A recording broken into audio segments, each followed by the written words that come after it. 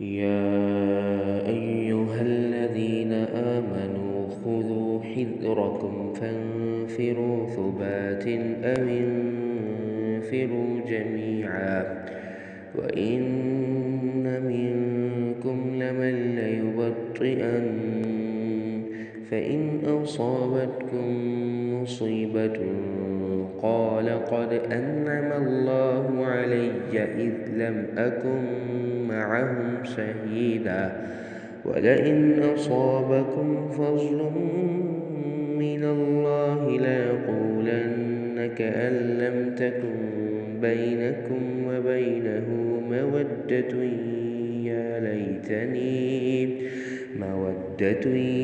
يا ليتني كنت معهم فأفوز فوزا عظيما فليقاتل في سبيل الله الذين يشرون الحياة الدنيا بالآخرة ومن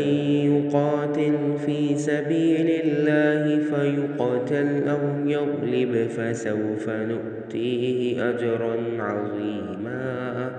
وما لكم لا تقاتلون في سبيل الله والمستضعفين من الرجال والنساء والولدان الذين يقولون ربنا أخرجنا من هذه القرية الظالم أهلها واجعل لنا من لدنك وليا واجعل لنا من لدنك نصيرا الذين آمنوا يقاتلون في سبيل الله والذين كفروا يقاتلون في سبيل الطاغوت فقاتلوا أولياء الشيطان إن كيد الشيطان كان ضعيفا ألم تر إلى الذين قيل لهم كفوا أيديكم وأقيموا الصلاة وآتوا الزكاة فلما كتب عليهم القتال إذا فريق منهم يخشون الناس كخشية الله أو أشد خشية وقالوا ربنا لم كتبت علينا القتال لولا أخرتنا إلى أجل قريب قل متاع الدنيا قليل والآخرة خير لمن اتقى ولا تظلمون فتيلا أينما تكونوا يدرككم الموت ولو كنتم في بروج مشيدة وإن تصبهم حسنة يقولوا هذه من عند الله وإن تصبهم سيئة يقولوا هذه من عندك قل كل من عند الله فما لهؤلاء القوم لا يكادون يفقهون حديثا ما أصابك من حسنة فمن الله وما أصابك من سيئة فمن نفسك وأرسلناك للناس رسولا وكفى بالله شهيدا من يطع الرسول فقد أطاع الله ومن تولى فما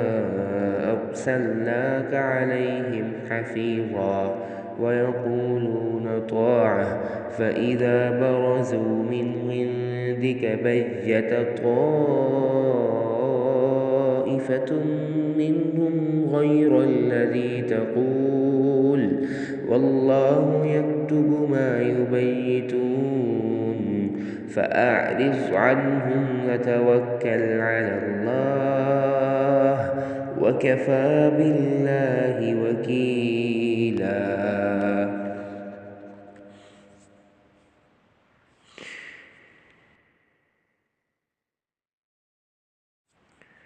أفلا يتدبرون القرآن ولو كان من عند غير الله لوجدوا فيه اختلافا كثيرا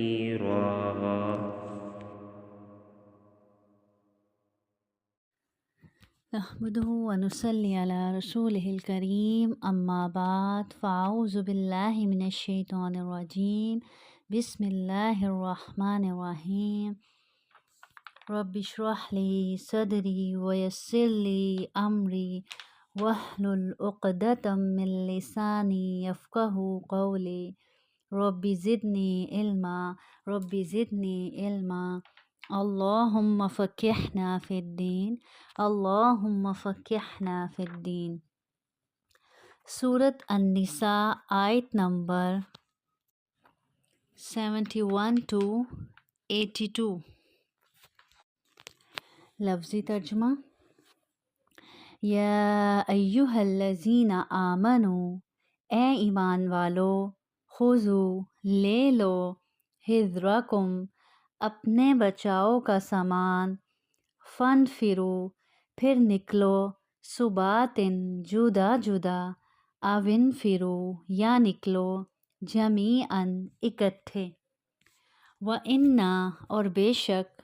منکم تم میں سے بعض لامن وہ ہے جو لَيُبَطِّئَنَّ ضرور دیر لگا دے گا فَإِن پھر اگر اصابتکم پہنچے تمہیں مصیبتن کوئی مصیبت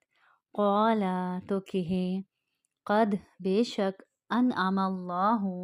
انعام کیا اللہ نے علیہ مجھ پر اذ جب لم اکم میں نہ ہوا معہم ان کے ساتھ شہیدہ حاضر وَلَئِن اور اگر اصابکم پہنچے تمہیں فضل کوئی فضل من اللہ اللہ کی طرف سے لَيَقُولَنَّ تو ضرور کہیں گا کَأَن لَم تَکُن گویا نہ تھی بینکم تم میں وبینہ اور اس میں مودتن کوئی دوستی یا لیتنی اے کاش کہ میں کنتو ہوتا معہم ان کے ساتھ فافوزا تو مراد پاتا فوزن مراد پانا عظیماً بڑی فلیقاتل سو چاہیے کہ لڑیں فی سبیل اللہ اللہ کی راہ میں الذین وہ لوگ جو یشرون بیچتے ہیں حیات زندگی الدنیا دنیا کی بالآخرتی آخرت کے بدلے میں ومن اور جو یقاتل لڑے فی سبیل اللہ اللہ کی راہ میں فیقتل پھر مارا جائے او یغلب یا غالب آئے فسوف تو ان قریب نؤتیہ ہم دیں گے اسے اجراً اجر عظیماً بڑا وما اور کیا ہوا لکم تم کو لا تقاتلون کہ تم نہیں لڑتے فی سبیل اللہ اللہ کی راہ میں والمستضعفین اور بے بس ہیں من الرجال مردوں میں سے والنساء اور عورتوں میں سے والولدان اور بچوں میں سے الذین جو یقولون کہتے ہیں ربنا اے ہمارے رب اخرجنا ہمیں نکال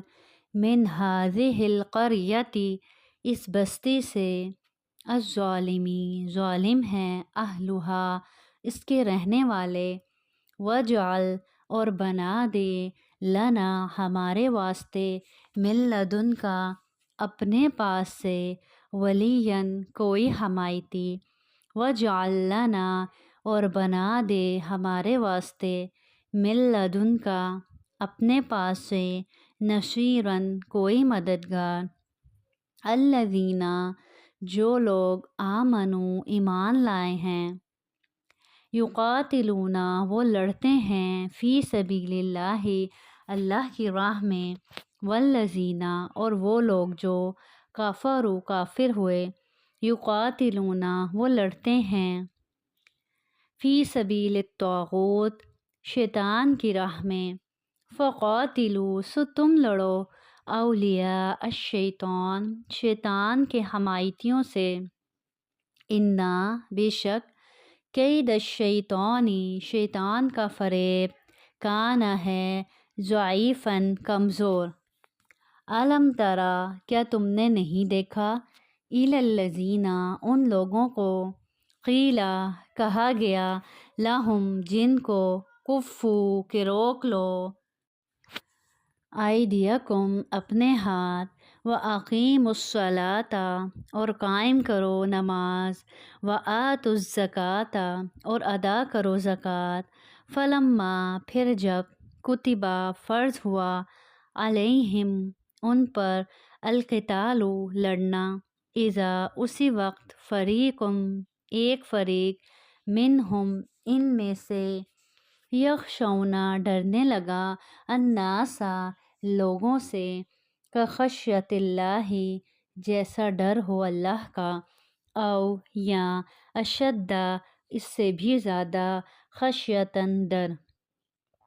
वक़ालू और वो कहते हैं, रब्बना ए हमारे रब, लिमा क्यों, कतबना लिखा तूने, अलैना हम पर, अलकिताला लड़ना, लौला क्यों ना, अख़रतना हमें ढील दी, इला अजलिन करीब थोड़ी मुद्दत तक, कुल कह दो, मता उद्दुनिया फ़ायदा दुनिया का, क़लीलुन थोड़ा है, वल आखिरतु और आखरत, खैरुन बेहतर है, लिमन इत्तक़ा परहेज़गार के लिए, वला और ना तुज़लमूना तुम पर जुल्म होगा, फ़तीला एक धागे बराबर, ऐनमा जहाँ कहीं, तकूनु तुम होगे, युद्रिक्कुमुल मौतु पा लेगी तुम्हें मौत, वलो अगरचा, तुम हो, फ़ी बुरूजिम मुशय्यदा किलों में मज़बूत, व इन और अगर, तुसिबहुम पहुँचे इन्हें, हसनतुन कोई भलाई, यक़ूलू तो वो कहते हैं, हाज़िही ये, मिन इंदिल्लाहि अल्लाह के पास से है, व इन और अगर, तुसिबहुम पहुँचे इन्हें, सय्यअतुन कोई बुराई, यक़ूलू तो वो कहते हैं, हाज़िही ये, मिन इंदिक आपकी तरफ से है, कुल कह दें कि, कुल्लुन सब, मिन इंदिल्लाहि अल्लाह की तरफ से है, फ़माली सो क्या हाल है, हाउलाइल कौमी इन लोगों का, ला यकादूना नहीं लगते, यफ़क़हूना के समझें, हदीसन बात कोई, मा अस्वाबका जो पहुँचे तुझे, मिन हसनतिन कोई भलाई, फ़मिनल्लाह सो अल्लाह की तरफ से है, वमा और जो, अस्वाबका पहुँचे तुझे, मिन सय्यअतिन कोई बुराई, फ़मिन नफ्सिक सो तेरे नफ्स की तरफ से है, व अरसलनाका और हमने भेजा तुम्हें, लिन्नासी लोगों का, रसूलन रसूल बनाकर, वकफ़ा और काफ़ी है, बिल्लाहि अल्लाह, शहीदन गवाह, मन युतिइर रसूला जिसने अताअत की रसूल की, फ़क़द अता अल्लाह पस तहक़ीक़ उसने अताअत की अल्लाह की, वमन और जिसने तवल्ला रूगर्दानी की, फ़मा तो नहीं, अरसलना का ہم نے آپ کو بھیجا علیہم ان پر حفیظاً نگہبان وَيَقُولُونَ اور وہ کہتے ہیں کہ طاعتن حکم مانا فَإِذَا پھر جب بارزوا باہر جاتے ہیں من عندک آپ کے پاس سے بیتا تو رات کو مشورہ کرتا ہے طائفتن ایک گروہ منہم ان میں سے غیر الذی اس کے خلاف جو تقولو تو کہہ رہا تھا واللہ اور اللہ یکتبو لکھ لیتا ہے ما یبیتون جو وہ رات کو مشورے کرتے ہیں فَأَعْرِضْ منہ پھیر لیں عنہم ان سے وتوکل اور بھروسہ کریں علی اللہ اللہ پر وکفا اور کافی ہے باللہ اللہ وکیلاً کارساز افلا کیا پھر وہ غور نہیں کرتے القرآن قرآن میں ولو کانا اگر ہوتا ولو کانا اور اگر ہوتا من عند اللہ من عند غیر اللہ اللہ کے سوا کسی اور کی طرف سے لوجدوا تو ضرور پاتے فیہ اس میں اختلافاً اختلاف کثیراً بہت سا۔ تفسیر آیت نمبر 71 یا ایہا الذین آمنوا حذرکم یا ایہا الذین آمنوا خذوا حذرکم فانفروا ثبات او انفروا جمیعا اے مسلمانوں اپنے بچاؤ کا سامان لے لو پھر گروہ گروہ بن کر کوچ کرو یا سب کے سب اکٹھے ہو کر نکل کھڑے ہو۔ حذرکم اپنا بچاؤ اختیار کرو یعنی اسلحہ اور سامان جنگ اور دیگر ذرائع مراد ہیں۔ اب اس آیت میں ایمان والوں کو مسلمانوں کو کیا حکم دیا جا رہا ہے؟ جہاد کا حکم دیا جا رہا ہے جو سب سے مشکل اطاعت ہے۔ اللہ تعالیٰ نے اپنے مومن بندوں کو حکم دیا اس آیت میں کہ وہ اپنے دشمن کے مقابلے میں ہر وقت تیار رکھیں، اپنی تیاری بھرپور رکھیں، اسلحے سے بھی اپنی تیاری رکھیں اور ہر طرح کا ساز و سامان بھی دشمن کے خلاف تیار رکھیں۔ اور پھر کیا حکم دیا جا رہا ہے کہ حالات کے مطابق کبھی گروہ گروہ بن کر کوچ کرو یا ایسا موقع آئے کہ سب کو نکلنے کی ضرورت پڑے دین کی خاطر تو سب کے سب اکٹھے ہو کر نکل کھڑے ہوں۔ اس کے لیے جہاد کے لیے، اللہ کے دین کی سربلندی کے لیے، دشمن کے مقابلے کے لیے۔ وَإِنَّ مِنْكُمْ لَمَن لَيُبَطِّئَنَّ فَإِنْ أَصَابَتْكُمْ مُصِيبَةٌ قَالَ قَدْ أَنْعَمَ اللَّهُ عَلَيَّ اذ لم اکم معہم شہیدا اور یقیناً تم میں بعض وہ بھی ہیں جو پس و پیش کرتے ہیں، پھر اگر تمہیں کوئی نقصان ہوتا ہے تو وہ کہتے ہیں کہ اللہ نے مجھ پر بڑا فضل کیا کہ میں ان کے ساتھ موجود نہ تھا۔ اب اس آیت میں منافقین کا ذکر کیا جا رہا ہے۔ پس و پیش کا مطلب یعنی جہاد میں جانے سے گریز کرتے ہیں، پیچھے رہ جاتے ہیں، کتراتے ہیں۔ تو اللہ تعالیٰ کہہ رہے ہیں بعض تو وہ ہیں کہ جو جہاد کے لیے اللہ کے راستے میں فوراً لبیک پکار اٹھتے ہیں، فوراً نکلنے کے لیے تیار ہو جاتے ہیں، اور دوسرے کون ہیں جو کتراتے ہیں، جو بہانے بناتے ہیں پیچھے رہ جانے کے لیے، جانے سے گریز کرتے ہیں، اور یہ کون ہیں؟ منافقین ہیں۔ پھر اگر کوئی نقصان ہوتا ہے یعنی اگر جنگ میں جانے سے مسلمانوں کو کوئی نقصان پہنچ جاتا ہے تو کیا کہتے ہیں؟ ہم پر تو اللہ کا بڑا فضل ہوا کہ ہم ان کے ساتھ موجود نہ تھے، تو اپنے آپ کو اس وقت خوش قسمت تصور کرتے ہیں۔ اور اصل میں یہ سب سے بے وقوف لوگ ہیں کہ یہ جس کو نقصان سمجھ رہے ہیں، تکلیف سمجھ رہے ہیں کہ ہم اس سے بچ کے، اصل میں وہ تکلیف، وہ نقصان صرف محض دنیاوی تکلیف اور دنیاوی نقصان ہے، اس کے بدلے ان کے لیے، مسلمانوں کے لیے بہترین اجر لکھا جا رہا ہے ان کے نامہ اعمال میں، ان کی آخرت سنور رہی ہے اس کے بدلے۔ وَلَئِنْ أَصَابَكُمْ فَضْلٌ مِّنَ اللَّهِ لَيَقُولَنَّ كَأَن لَّمْ تَكُن بَيْنَكُمْ وَبَيْنَهُ مَوَدَّةٌ يَا لَيْتَنِي كُنتُ مَعَهُمْ فَأَفُوزَ فَوْزًا عَظِيمًا۔ اور اگر تمہیں اللہ تعالیٰ کا کوئی فضل مل جائے تو اس طرح کہ گویا تم میں ان میں دوستی تھی نہیں،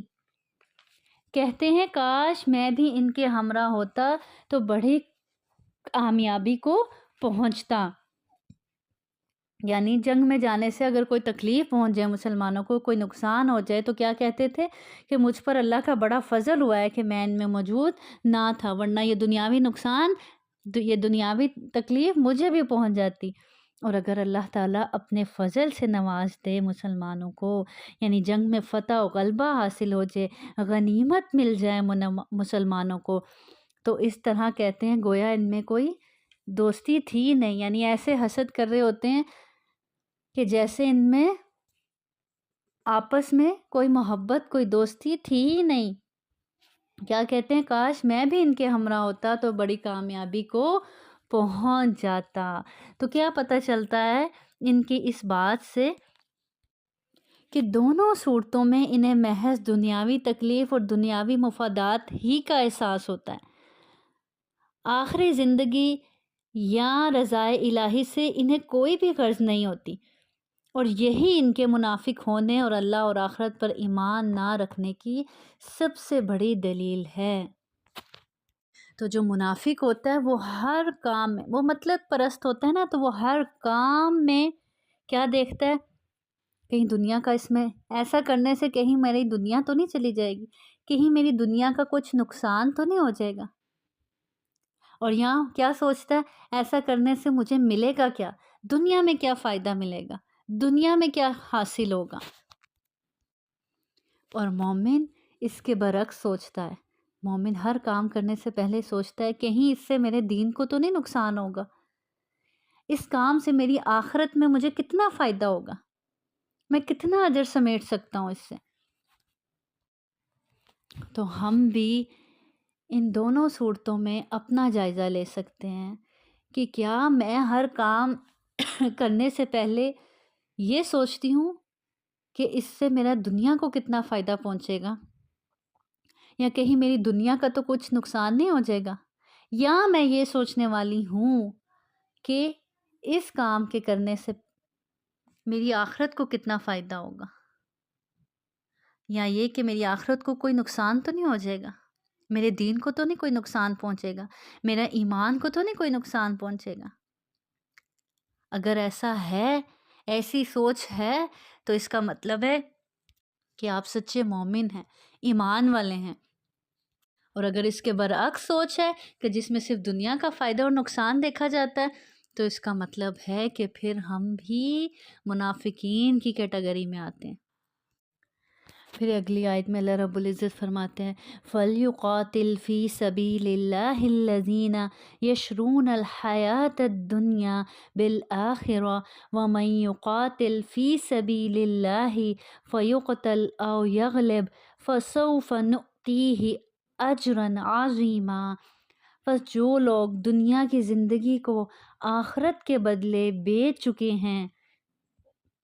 انہیں اللہ تعالیٰ کی راہ میں جہاد کرنا چاہیے، اور جو شخص اللہ تعالیٰ کی راہ میں جہاد کرتے ہیں شہادت پالے یا غالب آ جائے، یقیناً ہم اسے بہت بڑا ثواب عنایت فرمائیں گے۔ اس آیت میں اللہ رب العزت فرما رہے ہیں کہ جو لوگ دنیا کی زندگی کو آخرت کے بدلے بیچ چکے ہیں، اپنے رب سے سودا کر چکے ہیں کہ آخرت چاہیے ان کو، تو اس کے لیے وہ اپنی دنیا کی زندگی کو بیچ چکے ہیں، آخرت کے طلبگار، تو جو ایسا کر چکے ہیں انہیں اللہ کی راہ میں پھر کیا کرنا چاہیے؟ جہاد کرنا چاہیے۔ اور جو اللہ کی راہ میں جہاد کرتے ہیں، شہادت پا لیتے ہیں یا غالب آ جائے، اللہ کے ہاں اس کے لیے بہت بڑا ثواب ہے۔ تو اگر آخرت کا اپنے رب سے سودا کیا ہے تو دنیا میں جہاد کی شکل میں ثبوت دو، اللہ کے راستے میں کوشش کر کے ثبوت دو کہ واقعی تم اس آخرت کے گھر کے طلبگار ہو، واقعی تم اگر اس آخرت کے گھر کے حقدار ہو تو دنیا میں پھر اپنی دنیا کو آخرت کے بدلے قربان کر کر، اس دنیا میں آخرت کے لیے کوشش کر کر اس چیز کا ثبوت دینا پڑے گا کہ واقعی ہی ہم آخرت کے طلبگار ہیں، آخرت کے چاہنے والے ہیں، آخرت کو خریدنے والے ہیں دنیا کے بدلے میں۔ تو جو لوگ پھر اللہ کی راہ میں جہاد کرتے ہیں، اللہ کے کلمے کو، اللہ کے دین کو بلند کرنے کے لیے انتھک محنت، انتھک کوشش کرتے ہیں، پھر چاہے وہ اس کوشش میں شہید ہو جائیں یا غلبہ حاصل کر لیں، دونوں ہی حالتوں میں اللہ انہیں اجر عظیم سے نوازے گا۔ سیدنا ابو موسیٰ رضی اللہ عنہ بیان کرتے ہیں کہ ایک شخص رسول صلی اللہ علیہ وسلم کے پاس آیا اور کہا، کوئی آدمی مال غنیمت کے لیے لڑتا ہے، کوئی شہرت اور ناموری کے لیے لڑتا ہے، اور کوئی اپنی بہادری دکھانے کے لیے لڑتا ہے، تو ان میں سے کون ہے جو اللہ کے راستے میں لڑنے والا متصور ہوگا؟ رسول صلی اللہ علیہ وسلم نے فرمایا، جو اس لیے لڑتا ہے کہ اللہ کا کلمہ بلند ہو، پس وہی اللہ کے راستے میں لڑتا ہے۔ تو اس حدیث سے بھی کیا پتہ چلتا ہے کہ جہاد میں بھی کیا نیت کیا ہو؟ اللہ کی رضا ہو، نیت کیا ہو؟ اللہ کے کلمے کو بلند کرنے کی نیت ہو، نہ کہ شہرت حاصل کرنا، نہ کہ بہادر کہلائے جانے کی نیت ہو۔ اسی طرح ایک اور حدیث میں آتا ہے، نبی کریم صلی اللہ علیہ وسلم نے فرمایا، اللہ تعالیٰ نے ضمانت دی ہے کہ جو شخص میرے راستے میں نکلے اس حال میں کہ اسے میرے راستے میں جہاد کرنے، مجھ پر ایمان لانے اور میرے رسولوں کی تصدیق کرنے کے علاوہ کسی اور چیز نے نہ نکالا ہو، تو وہ شخص میری حفاظت میں ہے، یا تو میں اس شخص کو جنت میں داخل کر دوں گا یا میں اسے اس کے گھر میں واپس لوٹا دوں گا ثواب اور مال غنیمت کے ساتھ۔ سبحان اللہ۔ اسی طرح ایک اور حدیث میں آتا ہے، نبی کریم صلی اللہ علیہ وسلم نے فرمایا، جس بندے کے قدم اللہ کے راستے میں غبار آلود ہو جائیں تو پھر ایسا نہیں ہو سکتا کہ اسے آگ چھوئے، ان قدموں کو آگ نہیں چھو سکتی جو قدم اللہ کے راستے میں غبار آلود ہو جائیں، گرد آلود ہو جائیں، چاہے پھر وہ جہاد علم کے ذریعے ہے، قلم کے ذریعے ہے یا تلوار کے ذریعے ہے۔ آپ جس طرح کا جہاد کرنے کی طاقت رکھتے ہیں، اللہ کا کلمہ جس طرح سے بلند کرنے کی طاقت رکھتے ہیں، چاہے قلم سے، چاہے اپنے علم سے، چاہے تلوار سے، تو جس سے استطاعت رکھتے ہیں اسی سے جہاد کریں، اللہ کے دین کا کلمہ بلند کریں، کیونکہ جہاد کرنے والا، اپنے رب کے راستے میں محنت انتھک کوشش کرنے والا اللہ رب العزت کو بہت محبوب ہے۔ اللہ رب العزت اس کی حفاظت فرماتا ہے۔ اللہ نے اپنے ایسے بندے کی خود ضمانت دی ہے کہ جو شخص میرے راستے میں نکلے گا جہاد کی غرض سے، تو اللہ رب العزت نے فرمایا کہ وہ شخص پھر میری حفاظت میں ہے، تو میں اس شخص کو جنت میں داخل کروں گا۔ جہاد کہنے کو یہ چھوٹا سا ورڈ ہے، لیکن اس کے لیے بہت بڑی بڑی قربانیاں دینی پڑتی ہیں، اپنی ذات کی، اپنے پیاروں کی، اپنے وقت کی، اپنے نیند کی، اپنے آرام کی، اپنی خواہشات کی، اپنی دنیا کی۔ ایسے ہی تو نہیں اللہ تعالیٰ نے ضمانت دی نا جہاد کرنے والے کے لیے، کہ اللہ تعالیٰ فرماتے ہیں کہ وہ میری حفاظت میں اسے جنت میں داخل کروں گا، اور اگر وہ گھر واپس لوٹتا ہے تو ثواب اور مال غنیمت دونوں کے ساتھ لوٹتا ہے۔ پھر اگلی آیت میں اللہ رب العزت فرماتے ہیں وَمَا لَكُمْ لَا تُقَاتِلُونَ فِي سَبِيلِ اللَّهِ وَالْمُسْتَضْعَفِينَ مِنَ الرِّجَالِ وَالنِّسَاءِ وَالْوِلْدَانِ الَّذِينَ يَقُولُونَ رَبَّنَا أَخْرِجْنَا مِنْ هَٰذِهِ الْقَرْيَةِ الظَّالِمِ أَهْلُهَا وَاجْعَل لَّنَا مِن لَّدُنكَ وَلِيًّا وَاجْعَل لَّنَا مِن لَّدُنكَ نَصِيرًا۔ بھلا کیا وجہ ہے کہ تم اللہ کی راہ میں اور ان ناتواں مردوں، عورتوں اور ننھے ننھے بچوں کے چھٹکارے کے لیے جہاد نہ کرو، جو یوں دعائیں مانگ رہے ہیں کہ اے ہمارے پروردگار، ان ظالموں کی بستی سے ہمیں نجات دے اور ہمارے لیے خود اپنے پاس سے حمایتی مقرر کر دے اور ہمارے لیے خاص اپنے پاس سے مددگار بنا۔ اب اس آیت میں کیسا لگتا ہے کہ اللہ تعالیٰ مسلمانوں کو جگا رہے ہیں کہ کیا وجہ ہے، آخر کون سی چیز تمہیں روکتی ہے، کس وجہ سے تم اللہ کی راہ میں ان کمزور مردوں، عورتوں اور ننھے ننھے معصوم بچوں کو چھڑوانے کے لیے جہاد نہ کرو، جو اپنے رب کو پکار رہے ہیں، جو اپنے رب کو بلک بلک کر، تڑپ تڑپ کر، آہوں اور سسکیوں کے ساتھ پکارتے ہیں، کہتے ہیں کہ اللہ اے ہمارے پروردگار، ان ظالموں کی بستی سے ہمیں نجات دے اور ہمارے لیے خود اپنے پاس سے حمایتی مقرر کر دے اور ہمارے لیے خاص اپنے پاس سے مددگار بنا۔ ایسا لگ رہا ہے یہ آیت پڑھ کر کہ جیسے آج اللہ رب العزت ہم سے آج اور ابھی شکوہ کر رہے ہیں، بتاؤ اے مسلمانوں کیا ہو گیا تم کو، کیوں تم جہاد نہیں کرتے؟ آج فلسطین میں بچے، کمزور مسلمان، کمزور مرد، کمزور عورتیں، ان ماؤں کی سسکیاں، ان ماؤں کی آہیں، ان ماؤں کے آنسو، وہ بلکتے ہوئے بچے جو تڑپ تڑپ کر آسمان کی طرف دیکھتے ہیں اور اپنے رب کو پکارتے ہیں، تو اللہ تعالیٰ کہہ رہے ہیں کیا بات ہے مسلمانوں، کیوں تم ان کے چھٹکارے کے لیے اللہ کے راستے میں جہاد نہیں کرتے، کیوں ان کو یوں تڑپتا ہوا چھوڑتے دیکھ رہے ہو؟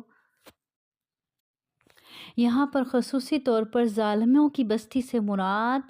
نزول کے اعتبار سے مکہ ہے۔ ہجرت کے بعد وہاں باقی رہ جانے والے مسلمان، خاص طور پر بوڑھے مرد، عورتیں اور بچے، کافروں کے ظلم و ستم سے تنگ آ کر اللہ کی بارگاہ میں مدد کی دعائیں کرتے تھے۔ تو اللہ تعالیٰ نے مسلمانوں کو متنبہ فرمایا کہ تم ان مستضعفین کو کفار سے نجات دلانے کے لیے جہاد کیوں نہیں کرتے؟ تو اسی آیت سے استدلال کرتے ہوئے علماء نے کہا ہے جس علاقے میں بھی مسلمان اس طرح ظلم و ستم کا شکار ہوں اور کفار کے شکنجے میں گھرے ہوئے ہوں، تو دوسرے مسلمانوں پر یہ فرض عائد ہوتا ہے کہ ان کو کافروں کے ظلم و ستم سے بچانے کے لیے کیا کریں؟ جہاد کریں۔ تو آج مسلمانوں پر یہ فرض عائد ہوتا ہے اس آیت کے مطابق کہ وہ فلسطین کے معصوم بچوں، کمزور عورتوں، کمزور بوڑھے مردوں کو وہاں سے نجات دلانے کے لیے جہاد کریں۔ اور اسی طرح دیکھیں یہ کتنی خوبصورت دعا ہے کہ جب انہوں نے اس طرح سے اپنے رب کو پکارا تو اللہ رب العزت نے مسلمانوں کو متنبہ کیا کہ تم کیوں نہیں ان کے لیے جہاد کرتے، کیوں کوشش نہیں کرتے؟ تو یہ بہت خوبصورت دعا ہے، ربنا اخرجنا من هذه القرية الظالم اهلها واجعل لنا من لدنك وليا واجعل لنا من لدنك نصيرا۔ بہت خوبصورت دعا ہے جس کا مطلب بھی بہت خوبصورت ہے۔ کوئی بھی انسان کسی جگہ کمزور، بے بس ہو، وہاں اس پر ظلم ہو رہا ہو، تو وہ اس دعا کے ساتھ اپنے رب کو پکار سکتا ہے، جس کا کیا مطلب ہے؟ اے ہمارے پروردگار، ان ظالموں کی بستی سے ہمیں نجات دے اور ہمارے لیے خود اپنے پاس سے۔ اس جملے میں بہت گہرائی ہے کہ اللہ تعالیٰ ہم کسی کے در پہ نہیں جاتے، ہم یہاں بیٹھے ہیں، تکلیف میں ہیں، بے بس ہیں، محتاج ہیں، اللہ تعالیٰ اپنے پاس سے کوئی حمایتی مقرر کر دے اور ہمارے لیے خاص اپنے پاس سے کوئی مددگار بنا دیں۔ حدیث میں آتا ہے آپ سے نے فرمایا جو شخص کسی مسلمان کی دنیا کی تنگیوں میں سے کوئی تنگی دور کرے گا تو اللہ تعالیٰ اس کی آخرت کی تنگیوں میں سے کوئی تنگی دور کرے گا۔ تو جب کبھی کسی کو تکلیف میں دیکھیں، دکھ میں دیکھیں، مشکل میں دیکھیں، اس پر ظلم ہوتا دیکھیں، تو دوسرے مسلمان پر کیا فرض ہے کہ وہ اس کی وہ تنگی، دکھ اور اس کے اس ظلم کو دور کرنے کی ہر ممکن کوشش کرے، کیونکہ اگر کوئی آج دنیا میں کسی کے دکھ کو، تکلیف کو دور کرتا ہے تو اللہ اس کی آخرت کے دکھ اور تکلیف کو دور فرمائے گا۔ اور اسی طرح ایک اور حدیث میں آتا ہے کہ مسلمان کا بھائی ہے، نہ اس پر ظلم کرتا ہے، نہ اس کی مدد چھوڑتا ہے، اور نہ اسے حقیر جانتا ہے، خود بھی اس پہ ظلم نہیں کرتا، اور اگر اس کو مظلومیت کی کیفیت میں دیکھے، اس پر ظلم ہوتا دیکھے تو اس کی مدد بھی نہیں چھوڑتا جب تک کہ وہ اس ظلم سے نجات نہ پا جائے، اور نہ ہی وہ اپنے مسلمان بہن بھائی کو حقیر سمجھتا ہے۔ اسی طرح ایک اور حدیث میں آتا ہے آپ صلی اللہ علیہ وسلم نے فرمایا باہمی محبت و مودت، لطف و کرم اور رحم و ہمدردی میں مسلمانوں کی مثال ایک جسم کی سی ہے، جس کے کسی اس کو تکلیف پہنچتی ہے تو پورا بدن بخار میں مبتلا ہو جاتا ہے اور نیند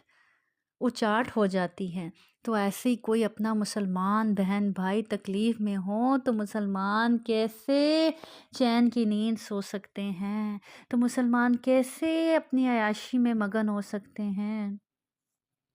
اس کا مطلب یہ ہے کہ ہم صرف نام کے مسلمان رہ گئے، کیونکہ مسلمان تو ایسا ہوتا ہے ایک جسم کی مانند کہ جسم کے ایک حصے میں تکلیف ہے تو سارا بدن بخار میں تپتا ہے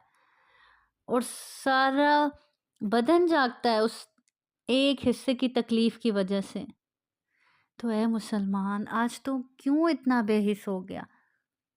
کہاں چلی گئی تیرے اندر کی ہمدردی، محبت،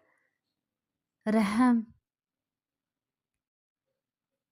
آج کیسے تو سکون کی نیند سو جاتا ہے اپنے پیاروں پر ظلم ہوتا دیکھ کر بھی؟ اپنے مسلمان بہن بھائیوں کو گاجر مولی کی طرح کٹتے، بلکتا، تڑپتے دیکھتے ہوئے بھی تو کیسے سکون کی نیند سو سکتا ہے؟ پھر اگلی آیت میں اللہ رب العزت فرماتے ہیں الذین آمنوا یقاتلون فی سبیل اللہ والذین کفروا یقاتلون فی سبیل الطاغوت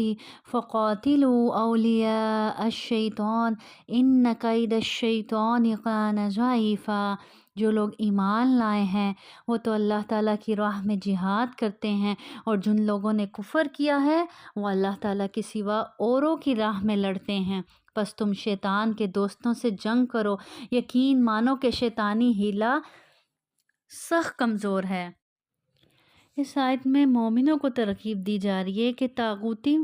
مقاصد کے لیے ہیلے اور مکر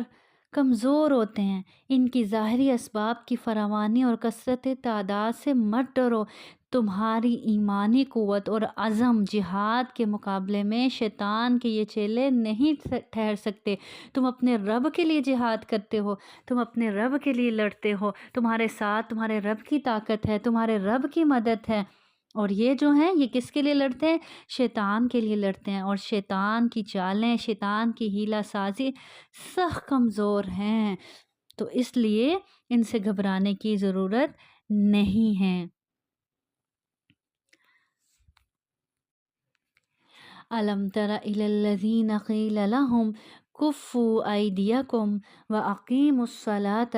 وَآتُوا الزَّكَاةَ فَلَمَّا كُتِبَ عَلَيْهِمُ الْقِتَالُ إِذَا فَرِيقٌ مِّنْهُمْ يَخْشَوْنَ النَّاسَ كَخَشْيَةِ اللَّهِ أَوْ أَشَدَّ خَشْيَةً وَقَالُوا رَبَّنَا لِمَ كَتَبْتَ عَلَيْنَا الْقِتَالَ لَوْلَا أَخَّرْتَنَا إِلَى أَجَلٍ قَرِيبٍ قُلْ مَتَاعُ الدُّنْيَا قَلِيلٌ وَالْآخِرَةُ خَيْرٌ لِمَنِ اتَّقَىٰ وَلَا تُظْلَمُونَ فَتِيلًا۔ کیا تم نے انہیں نہیں دیکھا جنہیں حکم دیا گیا تھا کہ اپنے ہاتھوں کو روکے رکھو اور نمازیں پڑھتے رہو اور زکوٰۃ ادا کرتے رہو، پھر جب انہیں جہاد کا حکم دیا گیا تو اسی وقت ان کی ایک جماعت لوگوں سے اس قدر ڈرنے لگی جیسے اللہ کا ڈر ہو، بلکہ اس سے بھی زیادہ، اور کہنے لگے اے ہمارے رب، تو نے ہم پر جہاد کیوں فرض کر دیا؟ کیوں ہمیں تھوڑی سی زندگی اور نہ جینے دی؟ آپ کہہ دیجئے کہ دنیا کی سود مندی تو بہت ہی کم ہے اور پرہیزگاروں کے لیے تو آخرت ہی بہتر ہے، اور تم پر ایک دھاگے کے برابر بھی ستم رواں نہ رکھا جائے گا۔ اب کیا تھا کہ مکہ میں مسلمان چونکہ تعداد اور وسائل کے اعتبار سے لڑنے کے قابل نہیں تھے، اس لیے مسلمانوں کی خواہش کے باوجود انہیں قتال سے روکے رکھا گیا، اور دو باتوں کی تاکید کی جاتی رہی۔ ایک یہ کہ کافروں کے ظلمانہ رویے کو صبر اور حوصلے سے برداشت کریں اور عفو و درگزر سے کام لیں، اور دوسرے یہ کہ نماز، زکوٰۃ اور دیگر عبادات پر عمل کا اہتمام کریں تاکہ اللہ تعالیٰ سے ربط و تعلق مضبوط بنیادوں پر استوار ہو جائے۔ لیکن ہجرت کے بعد جب مدینہ میں مسلمانوں کی طاقت مجتمع ہوئی تو پھر انہیں قتال کی اجازت دے دی گئی، اور جب اجازت دے دی گئی تو بعض لوگوں نے کمزوری اور پست ہمتی کا مظاہرہ کیا۔ اس آیت میں انہیں مکی دور کی ان کی آرزو یاد دلا کر کہا جا رہا ہے کہ اب یہ مسلمان حکم جہاد سن کر خوفزدہ کیوں ہو رہے ہیں، جبکہ مکہ میں تو یہ اس کے لیے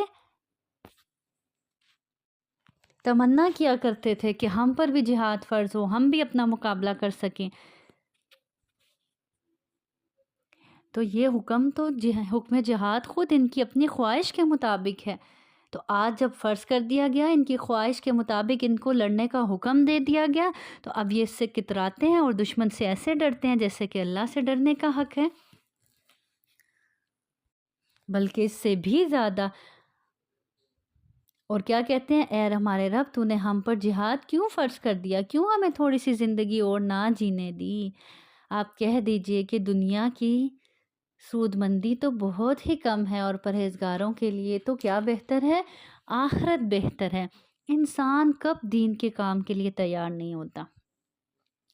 جب دنیا اس کے سامنے ہوتی ہے۔ انسان کے لیے دین پر عمل کرنا تب مشکل ہوتا ہے جب وہ دنیا کو بہت ویلیو دیتا ہے، جب دنیا اس کو اپنے سامنے ابھرتی ہوئی نظر آ رہی ہوتی ہے۔ تو یہاں پہ اللہ تعالیٰ نے ساتھ ہی کیا بتا دیا کہ دنیا کی سود مندی تو بہت ہی کم ہے، بہت کم فائدے کی جگہ ہے۔ آج تم دنیا سے رخصت ہوگے، سب فائدے یہیں رہ جائیں گے، اور ساتھ جائیں گے کون سے فائدے؟ جو تم نے دنیا میں آخرت کے لیے کمائے ہوں گے۔ اور تقوی والوں کے لیے، اللہ سے ڈرنے والوں کے لیے تو آخرت سب سے بہتر ہے۔ وہ تو جیتے ہی آخرت کے لیے، وہ تو کام ہی آخرت کے لیے کرتے ہیں، وہ تو دنیا میں ہر لمحہ اپنی آخرت کو سنوارنے میں لگاتے ہیں۔ تو وہ آخرت جہاں تم پر دھاگے کے برابر بھی ستم رواں نہ رکھا جائے گا۔ تو دنیا کی تو کیا حقیقت ہے جس کے بارے آپ سے فرماتے ہیں، میری اور دنیا کی مثال ایک مسافر کی سی ہے جو ایک درخت کے سائے میں آرام کرتا ہے اور پھر اس درخت کو چھوڑ کر روانہ ہو جاتا ہے۔ اسی طرح ایک اور حدیث میں آتا ہے، آپ سے نے فرمایا، دنیا آخرت کے مقابلے میں اتنی ہے جیسے تم میں سے کوئی اپنی انگلی سمندر میں ڈالے پھر دیکھے کہ کتنا پانی لے کر لوٹتی ہے۔ تو بس اتنی سی دنیا کی حقیقت ہے کہ ہم جتنا بھی یہاں رہ لیں، جتنا بھی ہم فائدہ اٹھا لیں، یہاں سے لے کے کچھ نہیں ساتھ جانے والے۔ پھر بھی ہم نے اس کو اتنا ہی لیا جتنا کہ سمندر میں انگلی ڈالی اور انگلی پر کتنا سا پانی لگا رہتا ہے۔ اور یہ ہمیشہ کی آرام گاہ نہیں ہے، یہ ایسی آرام گاہ ہے حدیث کے مطابق جیسے کہ مسافر اپنے سفر کے دوران ایک درخت کے سائے میں آرام لینے کے لیے تھوڑی دیر بیٹھ جاتا ہے، بس اتنی سی آرام گاہ ہے یہ۔ اصل زندگی، اصل آرام گاہ، اصل بچھونا وہ کہاں ہے؟ آخرت میں، پھر چاہے وہ بچھونا آگ کا ہو یا جنت میں نرم و ملائم بستر کا۔ تو جیسے دنیا کے گھر تیار کرتے ہیں، اسی طرح وہ بھی ہم نے اپنے لیے خود تیار کرنا ہے، اپنے اعمال کی بدولت، اپنے تقوی کی بدولت، اپنے ایمان عمل کی بدولت، اپنی کوشش کے بدولت. اور جتنی کوشش ہوگی اپنے رب کو راضی کرنے کی، اتنی رب کی رحمت سمیٹ سکیں گے. اور جنت بھی کس طرح ملے گی؟ رب کی رحمت سے ملے گی. تو ایسے اعمال کرنے ہیں جس کے ذریعے اپنے رب کی رحمت کو سمیٹ سکیں. اور پھر انسان اللہ کے راستے میں جہاد سے کیوں کتراتا ہے؟ موت کے خوف سے. تو آگے اللہ تعالیٰ نے فرما دیا اینما تکونوا یدرککم الموت ولو کنتم فی بروج مشیدہ وَإِن تُصِبْهُمْ حَسَنَةٌ يَقُولُ هَٰذِهِ مِنْ عِنْدِ اللَّهِ وَإِن تُصِبْهُمْ سَيِّئَةٌ يَقُولُ هَٰذِهِ مِنْ عِنْدِكَ قُلْ كُلٌّ مِّنْ عِنْدِ اللَّهِ فَمَا لِهَٰؤُلَاءِ الْقَوْمِ لَا يَكَادُونَ يَفْقَهُونَ حَدِيثًا. تم جہاں کہیں بھی ہو موت تمہیں آ پکڑے گی، گو تم مضبوط قلعوں میں بھی ہو، موت تو آنی ہے. موت سے تم بھاگ نہیں سکتے. جنگ کے میدان سے اس لیے بھاگو گے کہ مر جاؤ گے. تو اگر تمہاری موت اسی جگہ لکھی ہے تو تم جنگ میں نہ بھی شرکت کرو، کوئی نہ کوئی ضرورت تمہیں اس جگہ پر لے آئے گی. اسی طرح اگر تم مضبوط قلعوں میں بھی ہو وہاں بھی موت آ جائے گی. موت کے لیے تو ایسا نہیں ہے کہ آپ کمرے میں بند ہو گئے، دروازہ بند کر لیے تو اب کوئی آپ کے پاس آ نہیں سکتا اور آپ کو لے جا نہیں سکتا. موت تو بند قلعوں میں بھی آ جائے گی، مضبوط ترین قلعوں میں بھی. اس کے ڈر سے بھاگتے ہو تو مرنا تو تمہیں ہے ہی. اور اگر انہیں کوئی بھلائی ملتی ہے تو کہتے ہیں یہ اللہ کی طرف سے ہے، اور اگر کوئی برائی پہنچتی ہے تو کہہ اٹھتے ہیں کہ یہ تیری طرف سے ہے. انہیں کہہ دو سب کچھ کس کی طرف سے ہوتا ہے؟ اللہ کی طرف سے ہوتا ہے. یہاں سے پھر منافقین کی باتوں کا ذکر کیا جا رہا ہے. یعنی منافقین بھی کیا کرتے ہیں؟ سابقہ امت کے منکرین کی طرح انہوں نے بھی کہا کہ بھلائی، خوشحالی، غلے کی پیداوار، مال و اولاد کی فراوانی وغیرہ اللہ کی طرف سے ہے، اور برائی یعنی قحط سالی، مال و دولت میں کمی، یہ کس کی طرف سے ہے؟ کیا کہتے تھے محمد صلی اللہ علیہ وسلم؟ تیری طرف سے ہے. یعنی تیرے دین اختیار کرنے کے نتیجے میں یہ ابتلا آئی، یہ آزمائش آئی، یہ تکلیف ہمیں اٹھانی پڑی. جس طرح حضرت موسیٰ علیہ السلام اور قوم فرعون کے بارے میں اللہ تعالیٰ نے فرمایا کہ جب ان کو کوئی بھلائی پہنچتی ہے تو کہتے ہیں یہ ہمارے لیے یعنی ہم اس کے مستحق تھے اسی لیے ہم کو ملی. اور جب ان کو کوئی برائی پہنچتی ہے تو کیا کہتے تھے؟ یہ موسیٰ علیہ السلام اور ان کے پیروکاروں کی بدشگونی کی وجہ سے. تو ان کا بھی انداز کچھ اسی طرح سے تھا. منافقین بھلائی پہنچتی تھی، دنیاوی کچھ فائدے ہوتے تھے تو کیا کہتے تھے کہ اللہ نے ہم پر بڑا فضل کیا، ہم اس کے مستحق تھے، ہم اس کے حقدار تھے. اور اگر کوئی دنیاوی نقصان ہو جاتا، کوئی آزمائش آ جاتی، کوئی تکلیف آ جاتی تو کیا کہتے کہ نبی کریم صلی اللہ علیہ وسلم اور ان کے ساتھیوں کی نحوست کی وجہ سے، نعوذ باللہ. تو اللہ تعالیٰ کیا فرما رہے ہیں؟ سب اللہ کی طرف سے ہے. انہیں کیا ہو گیا ہے کہ کوئی بات سمجھنے کے بھی قریب نہیں ہے. یعنی بھلائی اور برائی دونوں اللہ کی طرف سے ہیں، لیکن یہ لوگ قلت فہم و علم اور کثرت جہالت کی وجہ سے اس طرح کی بات کرتے ہیں اور بات کو سمجھتے نہیں. پھر آگے اللہ رب العزت فرماتے ہیں ما اصابک من حسنات فمن اللہ وما اصابک من سیئۃ فمن نفسک وارسلناک للناس رسولا وکفی باللہ شہیدا. تجھے جو بھلائی ملتی ہے وہ اللہ کی طرف سے ہے، اور جو برائی پہنچتی ہے وہ تیرے اپنے نفس کی طرف سے ہے. ہم نے تجھے تمام لوگوں کو پیغام پہنچانے والا بنا کر بھیجا ہے، اور اللہ تعالیٰ گواہ کافی ہے. یعنی اگر تمہیں کوئی بھی بھلائی ملتی ہے تو وہ اللہ تعالیٰ کی طرف سے، اس میں بھی تمہارا کوئی اپنا کمال نہیں ہے. یعنی کسی نیکی یا اطاعت کا صلہ نہیں ہے وہ. کیونکہ نیکی کی توفیق بھی دینے والا کون ہوتا ہے؟ اللہ رب العزت ہوتا ہے. اس لیے کوئی بھلائی پہنچے تو اس کا کریڈٹ بھی کس کو جاتا ہے؟ اللہ رب العزت کو جاتا ہے. اور جو برائی پہنچتی ہے وہ تیرے اپنے نفس کی طرف سے ہے. یعنی یہ تمہارے اپنے نفس کی طرف سے ہے. معنی اس کا کیا ہوا کہ تمہاری غلطیوں اور کوتاہیوں اور گناہوں کا نتیجہ ہے.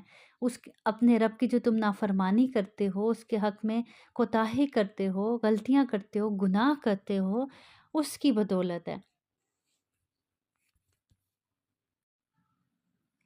من یطع الرسول فقد اطاع اللہ ومن تولى فما ارسلناک علیہم حفیظا۔ رسول صلی اللہ علیہ وسلم کی جو اطاعت کرے اس نے اللہ تعالیٰ کی فرما برداری کی، اور جو منہ پھیر لے تو ہم نے آپ کو کچھ ان پر نگہبان بنا کر نہیں بھیجا۔ یعنی جس نے نبی کریم صلی اللہ علیہ وسلم کی اطاعت کی در حقیقت اس نے اللہ رب العزت کی اطاعت کی، اور جو منہ پھیر لے آپ کی فرما برداری سے تو ہم نے آپ کو کچھ ان پر نگہبان بنا کر نہیں بھیجا، یعنی آپ سے پھر ان کے متعلق کوئی باز پرس نہیں ہوگی۔ وَيَقُولُونَ طَاعَةٌ إِذَا بَرَزُوا مِنْ عِنْدِكَ بَيَّتَ طَائِفَةٌ مِّنْهُمْ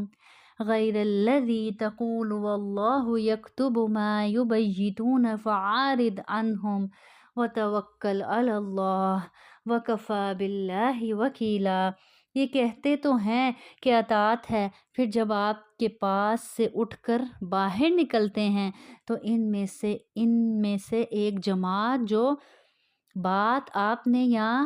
اس نے کہی ہے اس کے خلاف راتوں کو مشورے کرتے ہیں، اور ان کی راتوں کی بات چیت اللہ لکھ رہا ہے، تو آپ ان سے منہ پھیر لیں اور اللہ پر بھروسہ کریں، اللہ تعالیٰ کافی ہے، کارساز ہے۔ یعنی یہ منافقین آپ صلی اللہ علیہ وسلم کی مجلس میں جو باتیں ظاہر کرتے ہیں، راتوں کو ان کے برعکس باتیں کرتے ہیں اور سازشوں کے جال بنتے ہیں، اور آپ صلی اللہ علیہ وسلم کو خبر دی جا رہی ہے، آگاہ کیا جا رہا ہے کہ آپ کی مجلس میں تو بڑے فرما بردار بن کر بیٹھتے ہیں، اور ایسا لگتا ہے بڑی اطاعت کرنے والے ہیں اور بڑی بڑی باتیں کرتے ہیں، بڑے بڑے دعوے کرتے ہیں، لیکن کیا کرتے ہیں؟ راتوں کو انہی باتوں کو لے کر آپ کے خلاف سازشیں کرتے ہیں، مشورے کرتے ہیں، آپ کے خلاف جال بنتے ہیں، اور پھر آگے حکم بھی کیا دیا جا رہا ہے آپ صلی اللہ علیہ وسلم کو کہ آپ پریشان نہ ہوں بلکہ کیا کریں؟ اعراض کریں اور اپنے رب پر بھروسہ کریں۔ کتنا خوبصورت علاج بتا دیا گیا۔ بعض اوقات لگتا ہے نا، آپ کو پتہ بھی چل جاتا ہے فلاں لوگ جو ہیں وہ آپ کے خلاف پروپیگنڈا کر رہے ہیں، آپ کے خلاف جال بنا رہے ہیں، آپ کو دھوکہ دینے کی کوشش کر رہے ہیں، آپ کو کسی چال میں پھنسانے کی کوشش کر رہے ہیں، سازش کر رہے ہیں آپ کے خلاف، تو اللہ تعالیٰ نے کتنا خوبصورت علاج بنا دیا۔ کیا کرو؟ اعراض برتو، چھوڑ دو، جو کرتے ہیں کرنے دو۔ آپ کیا کرو؟ آپ اپنے رب پر توکل کرو، اس پر بھروسہ رکھو کہ وہ سب سنبھال لے گا، تو ان کی باتیں اور سازشیں آپ کو کوئی نقصان نہیں پہنچا سکیں گی، کیونکہ آپ کا وکیل اور کارساز کون ہے؟ اللہ رب العزت ہے۔ تو اللہ کے راستے میں نکلنے والے کی حفاظت کا ذمہ کون لیتا ہے؟ اللہ رب العزت خود لیتا ہے۔ تو ایسے چال باز لوگوں سے، ایسے سازشی لوگوں سے خود اللہ تعالیٰ اپنے ان بندوں کی حفاظت کرتا ہے جو اس کے راستے میں اس کے دین کی سربلندی کے لیے نکلتے ہیں۔ اس لیے ایسے لوگوں کو اپنے مشن سے پیچھے ہٹ کر ان لوگوں کے لیے اپنا وقت برباد کرنے کی ضرورت نہیں، بلکہ اپنے رب پر بھروسہ کرنا چاہیے، اللہ خود ان کو دیکھ لے گا، ان کے مقابلے میں خود ہی کافی ہو جائے گا۔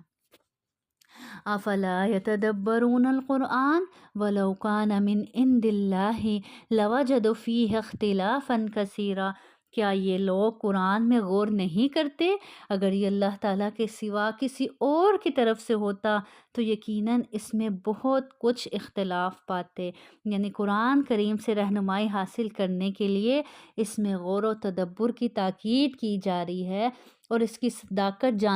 جاننے کے لیے ایک معیار بھی بتلایا جا رہا ہے کہ اگر یہ کسی انسان کا بنایا ہوا کلام ہوتا جیسا کہ کفار کا خیال تھا تو اس کے مضامین اور بیان کردہ واقعات میں کیا ہوتا؟ تعارض و تناقض ہوتا، کمی ہوتی، کیونکہ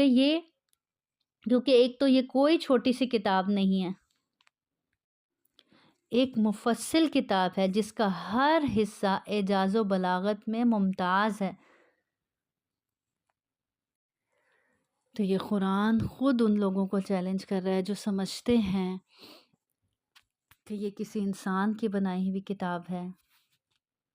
یا جن کے دلوں میں کوئی ذرا بھی شک و شبہ ہے کہ یہ اللہ کی طرف سے نہیں ہے، تو یہ قرآن ان کو خود چیلنج کرتا ہے، آؤ پڑھو، دیکھو اس کتاب کو، غور و فکر کرو اس میں، اور پھر بتاؤ کہ کیا یہ واقعی اللہ کی طرف سے ہے کہ نہیں۔ قرآن اصل میں غور و فکر کرنے کی کتاب ہے۔ اللہ تعالیٰ قرآن میں ایک جو اور جگہ فرماتے ہیں سورۃ محمد میں، افلا یتدبرون القرآن ام علی قلوب اقفالها، وہ قرآن میں غور نہیں کرتے یا کچھ دلوں میں ان کے قفل پڑے ہوئے ہیں، یا دلوں پہ ہی تالے لگ چکے ہیں جو اس کتاب پر غور و فکر نہیں کرتے۔ اللہ سے دعا ہے کہ اللہ تعالیٰ ہمیں اس کتاب پر غور و فکر کرنے والا بنائے، اس کو سمجھنے والا بنائے، اس پر عمل کرنے والا بنائے، اور ہمیں اپنے راستے میں جہاد کرنے والا بنائے، اپنے دین کا کلمہ بلند کرنے والا بنائے۔ اللہ ہم سب سے راضی ہو۔ وآخر دعوانا ان الحمد للہ رب العالمین۔ سبحان ربک رب العزت عما یصفون وسلام علی المرسلین والحمد للہ رب العالمین والحمد للہ رب العالمین۔ سبحانک اللہم وبحمدک اشہد ان لا الہ الا انت استغفرک واتوب الیک۔ والسلام علیکم ورحمۃ اللہ وبرکاتہ۔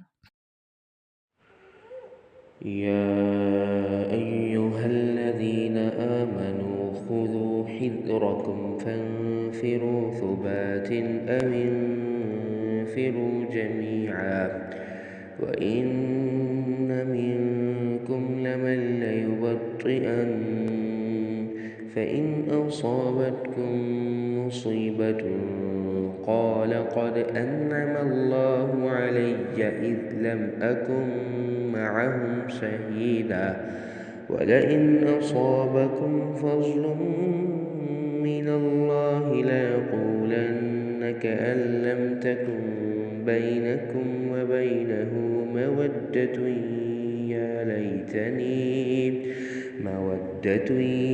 يا ليتني كنت معهم فأفوز فوزا عظيما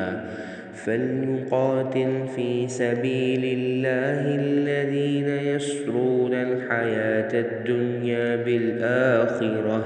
ومن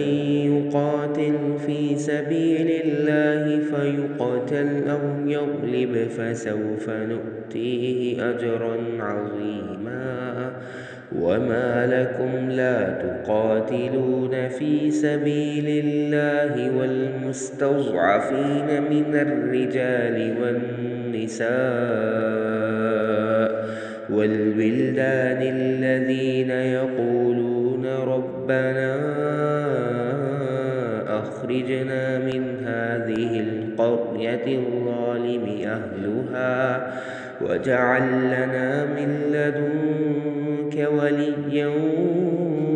واجعل لنا من لدنك نصيرا الذين آمنوا يقاتلون في سبيل الله والذين كفروا يقاتلون في سبيل الطاغوت فقاتلوا أولياء الشيطان إن كيد الشيطان كان ضعيفا ألم تر إلى الذين قيل لهم كفوا أيديكم وأقيموا الصلاة وآتوا الزكاة فلما كتب عليهم القتال إذا فريق منهم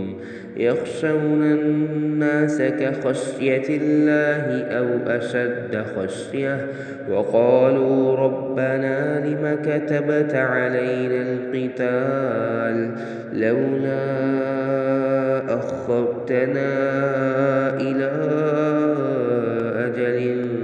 قريب قل متاع الدنيا قليل والآخرة خير لمن اتقى ولا تظلمون فتيلا أينما تكونوا يدرككم الموت ولو كنتم في بروج مشيدة وإن تصبهم حسنة يقولوا هذه من عند الله وإن تصبهم سيئة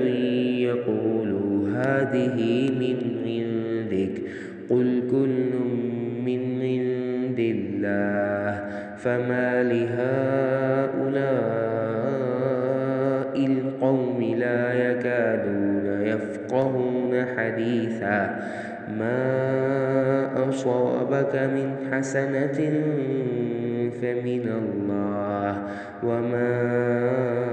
أصابك من سيئة فمن نفسك وأرسلناك للناس رسولا وكفى بالله شهيدا من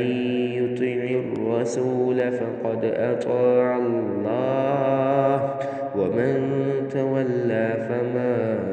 أرسلناك عليهم حفيظا ويقولون طاعة فإذا برزوا من عندك بيت طائفة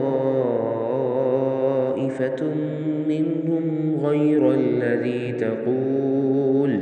والله يكتب ما يبيتون فأعرض عنهم وتوكل على الله وكفى بالله وكيلا.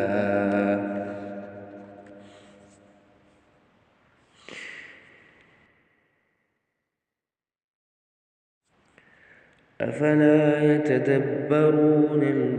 القرآن ولو كان من عند غير الله لوجدوا فيه اختلافا كثيرا